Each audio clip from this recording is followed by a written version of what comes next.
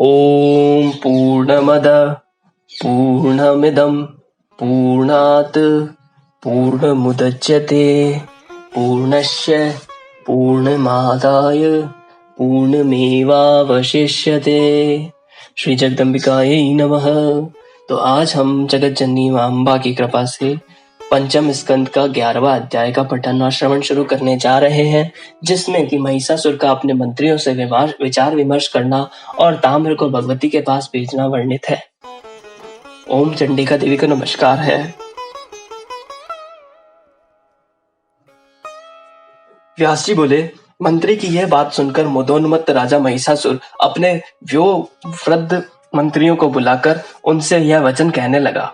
राजा बोला, हे मंत्रीगण, आप लोग निर्भीकता पूर्वक मुझे शीघ्र बताएं कि इस समय मुझे क्या करना चाहिए। आप लोग इस कार्य में प्रवीण हैं, साथ ही साम तथा दंड आदि नीतियों में भी कुशल हैं।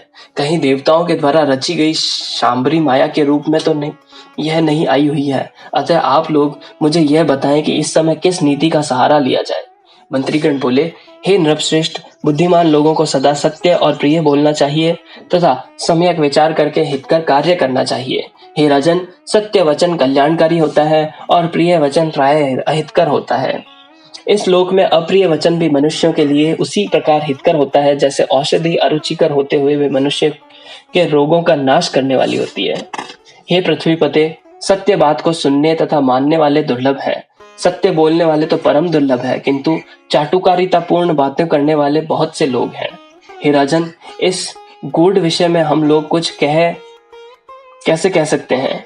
और फिर इस त्रिलोकी में भविष्य में होने वाले शुभ तथा अशुभ परिणाम के विषय में कौन जान सकता है?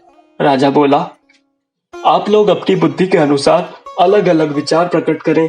जिसका जो भाव होगा उसे सुनकर मैं स्वयं विचार करूंगा, क्योंकि बुद्धिमान पुरुषों को चाहिए कि अनेक लोगों के मंतव्य सुनकर फिर उन पर बार बार विचार करके उनमें से अपने लिए जो कल्याणप्रद हो उसी काम को करें। व्यास जी बोले, उसकी यह बात सुनकर महाबली विरूपाक्ष राजा महिष को प्रसन्न करते हुए शीघ्र कहने लगा। विरूपाक्ष बोला, हे राजन, वह बेचारी स्त्री मदमत्त होकर जो कुछ बोल रही है उन बातों को आप केवल धमकी भर समझें। यह जानते हुए कि झूठ तथा साहस स्त्रियों की आदत होती है, भला कौन एक स्त्री के कहे हुए युद्धोन्मादी कठोर वाक्य से डरेगा। हे राजन, तीनों लोकों पर विजय प्राप्त करके भी आज आप स्त्री के भय से ग्रस्त हो गए हैं। उसकी अधीनता स्वीकार कर लेने पर इस लोक में अवश्य ही आप जैसे वीर की अपकीर्ति होगी। अतएव हे महाराज, मैं अकेला ही उस चंडिका से युद्ध करने के लिए जा रहा हूं और उसे निश्चित रूप से मार डालूंगा। अब आप भयमुक्त हो जाएं। अपनी सेना के साथ वहां जाकर अनेक प्रकार के शस्त्रों से मैं उस दुस्साह तथा प्रचंड पराक्रम संपन्न चंडिका का निश्चय ही वध कर दूंगा, अथवा उसे नागपाश में बांधकर जीवित दशा में ही आपके पास ले आऊंगा, जिससे वह सदा के लिए आपकी वशवर्तिनी हो जाए। हे राजन, अब आप मेरा पराक्रम देखिए। व्यास जी बोले, विरूपाक्ष की बात सुनकर दुर्धर ने कहा, हे राजन, बुद्धिमान विरूपाक्ष ने यथार्थ बात कही है। प्रतिसभा संपन्न आप अब मेरी भी उत्तम बात सुन लें। अनुमान से ऐसा प्रतीत होता है कि सुंदर दांतों वाली वह स्त्री कामातुर है। अपने रूप के गर्भ में चूर इस प्रकार की नायिकाएं अपने प्रिय को डरा धमकाकर वश में करने का प्रयास करती हैं। वैसे ही यह सुंदरी भी आपको धमकाकर अपने वश में करना चाहती है। यह तो माननीय स्त्रियों का हाव भाव होता है, और रस का महान ज्ञाता भी उस हाव भाव को समझ पाता है। स्वयं पर आसक्त प्रेमी के प्रति किसी स्त्री की ऐसी वक्रोक्ति होती है जैसे कामशास्त्र का विद्वान कोई विरला पुरुष ही समझ पाता है।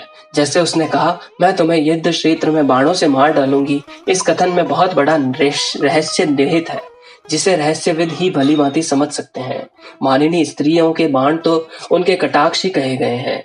हे राजन, उसके अन्य व्यंग पूर्ण वचनों को पुष्पांजलि समझना चाहिए, क्योंकि कटाक्ष को छोड़कर वह अन्य प्रकार के बाण भला आप पर क्या चला सकेगी। जब ब्रह्मा, विष्णु, महेश आदि में आप पर बाण चलाने की शक्ति नहीं है, तब वैसी स्त्रियों में अन्य बाण चलाने की शक्ति कहां से आएगी। उसने अमात्य से जो कहा है, हे मंद, मैं तुम्हारे राजा को अपने नेत्र बाणों से भेंट डालूंगी, इस कथन का तात्पर्य उन रस ज्ञान से विहीन मंत्री ने विपरीत ही समझ लिया था। उसने प्रधान अमात्य से जो कहा था कि मैं तुम्हारे स्वामी को रणमयी शैया पर गिरा दूंगी। इस कथन का तात्पर्य उस स्त्री के द्वारा विपरीत रति क्रीड़ा का किया जाना समझना चाहिए। साथ ही उसने जो बात कही थी कि मैं उन्हें प्राणहीन कर दूंगी, तो हे राजन, पुरुषों में वीर्य को ही प्राण कहा गया है। अतः उस स्त्री के कथन का तात्पर्य आपको वीर्यहीन कर देने से है, इसकी अतिरिक्त दूसरी बात नहीं। हे राजन, व्यंग भरे इस कथन के द्वारा वह सुंदरी आपको पति के रूप में वर्ण करना चाहती है। रस शास्त्र के विद्वानों को विचार पूर्वक इस कथन का अभिप्राय भली भांति जान लेना चाहिए। हे महाराज, ऐसा जानकर आपको उसके प्रति रसमय व्यवहार करना चाहिए। हे राजन, साम, प्रिय वचन और दान, प्रलोभन आदि, ये ही दो उपाय उसे वश में करने के हैं। इनके अतिरिक्त कोई दूसरा उपाय नहीं है। रुष्ट अथवा मद गर्वित कोई भी माननीय स्त्री इन उपायों से वशवर्तिनी हो जाती है। उसी प्रकार के मधुर वचनों से प्रसन्न करके मैं उसे आपके पास ले आऊंगा। हे राजन, बहुत कहने से क्या लाभ, अभी वहां जाकर मैं उस स्त्री के एक दासी के भांति सदा के लिए आपके वश में कर दूंगा। व्यास जी बोले, दुर्धर की यह बात सुनकर तत्वविद ताम्र बोला, हे राजन, आप मेरे द्वारा कही गई बात सुनिए, तो जो तर्क युक्त, धर्म से ओतप्रोत, रसमय तथा नीति से भरी हुई है। हे मानद, यह बुद्धि संपन्न स्त्री न कामातुर है, न आप पर आसक्त है, और न तो उसे व्यंग्यपूर्ण बातें कही है। हे महाबाहो, यह तो मान आश्चर्य है कि एक अत्यधिक रूपवती और मनोहर स्त्री बिना किसी का आश्रय लिए अकेली ही युद्ध हेतु आई हुई है। 18 भुजाओं से संपन्न ऐसी पराक्रमशालिनी तथा सुंदर स्त्री किसी के भी द्वारा तीनों लोकों में न तो देखी गई, न तो सुनी गई है। उसने अनेक प्रकार के सुदृढ़ आयुध धारण कर रखे हैं। हे राजन, इससे तो मैं यह मानता हूं कि समय ने यह सब कुछ हमारे विपरीत कर दिया है। मैंने रात में अपशकुन सूचन अनेक स्वप्न देखे हैं। इससे मैं तो समझता हूँ कि अब निश्चय ही हमारा विनाश आ चुका है। मैंने आज ही उषा काल में स्वप्न देखा कि काले वस्त्र धारण किए एक स्त्री घर के आंगन में रुदन कर रही है। यह विनाश सूचक स्वप्न विचारणीय है। हे राजन, आजकल घर घर में भयानक पक्षी रोया करते हैं और घर घर में विविध प्रकार के उपद्रव होते रहते हैं। इससे मैं तो यह समझता हूँ कि इसमें निश्चित रूप से कुछ और ही कारण है। तभी तो युद्ध के लिए कृत संकल्प यह स्त्री आपको ललकार रही है। हे राजन, यह न तो मानुषी, न गांधारवी और न आसुरी है, अपितु इसे देवताओं की रची हुई मोह करी माया समझनी चाहिए। अतः मेरा यह दृढ़ मत है कि इस समय कायरता नहीं प्रदर्शित करनी चाहिए, अपितु इस तरह से युद्ध करना चाहिए जो होना होगा वह होगा। भविष्य में विधाता के द्वारा किए जाने वाला शुभ या अशुभ बारे में कौन जानता है। अतः विद्वान पुरुषों को चाहिए कि बुद्धि पूर्वक धैर्य धारण करके समय की प्रतीक्षा करें। हे नरेश, प्राणियों का जन्म तथा मरण देव के अधीन है। तीनों लोकों में जो भी व्यक्ति इसके विपरीत कुछ भी करने में समर्थ नहीं है। महिष बोला, हे महाभाग, हे ताम्र, युद्ध के लिए दृढ़ निश्चय करके तुम जाओ और धर्म पूर्वक उस मानिनी की स्त्री को जीतकर यहाँ ले आओ। यदि संग्राम में वह स्त्री तुम्हारे अधीन न हो सके तब तुम उसे मार डालना, नहीं तो जहां तक संभव हो प्रयत्न पूर्वक उसका सम्मान करना। हे सर्वज्ञ, तुम पराक्रमी तथा काम शास्त्र के पूर्ण विद्वान हो, अतः किसी भी युक्ति से उस सुंदरी पर विजय प्राप्त करना। हे वीर, हे महाबाहो, विशाल सेना के साथ तुम वहां शीघ्रता पूर्वक जाओ और वहां पहुंचकर बार बार चिंतन मनन करके इसका पता लगाओ कि वह किस लिए आई हुई है। तुम यह भी ज्ञात करना कि वह काम भाव अथवा वैर भाव किस भाव से आई है और वह किसकी माया है। आरंभ में इन बातों की जानकारी कर लेने पर तुम यह पता करना कि वह क्या करना चाहती है। तत्पश्चात उसकी सबलता तथा निर्बलता को भली भांति समझकर ही उसके साथ तुम युद्ध करना। तुम उसके समक्ष न तो कायरता प्रदर्शित करना और न बिल्कुल निर्दयता का व्यवहार करना। उसकी जैसी मनोदशा देखना, उसी के अनुसार उसके साथ बर्ताव करना। व्यास जी बोले, महिषासुर की यह बात सुनकर काल के वशीभूत नामक वह ताम्र राजा महिष को प्रणाम करके सेना के साथ चल पड़ा। चलते समय मार्ग में यम का द्वार दिखलाने वाले अत्यंत भयानक अपशकुनों को देख देखकर वह बहुत विस्मित तथा भयभीत होता था। देवी के समीप पहुंचकर उसने देखा कि वह सिंह पर सवार है, वे विविध प्रकार के आयुधों से विभूषित हैं तथा सभी देवता उनकी स्तुति कर रहे हैं।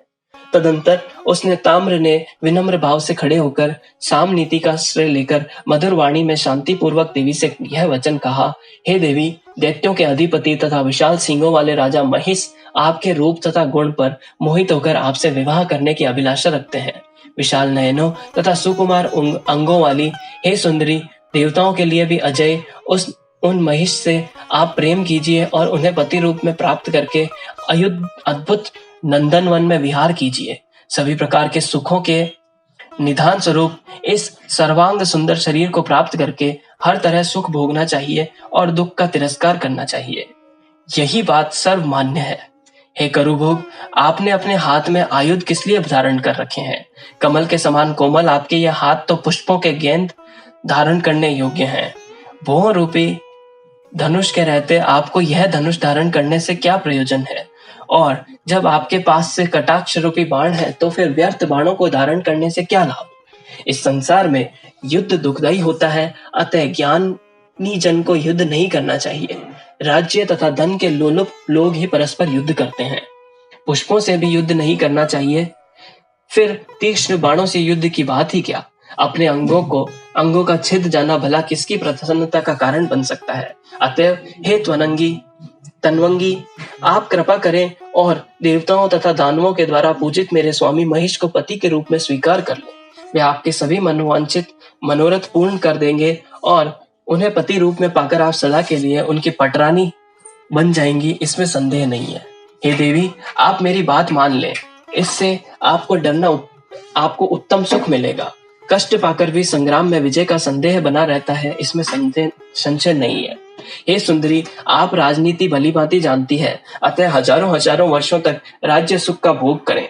आपको तेजस्वी पुत्र प्राप्त होगा, वह भी राजा बनेगा। इस प्रकार आप युवावस्था में क्रीड़ा सुख प्राप्त करके वृद्धावस्था में आनंद प्राप्त करेंगी। इस प्रकार 18,000 श्लोकों वाली श्रीमद् देवी भागवत महापुराण संहिता के अंतर्गत पंचम स्कंद का ताम्रकृत देवी के प्रति विस्तृत वचन वर्णन नामक 11वां अध्याय ओम तत्सत।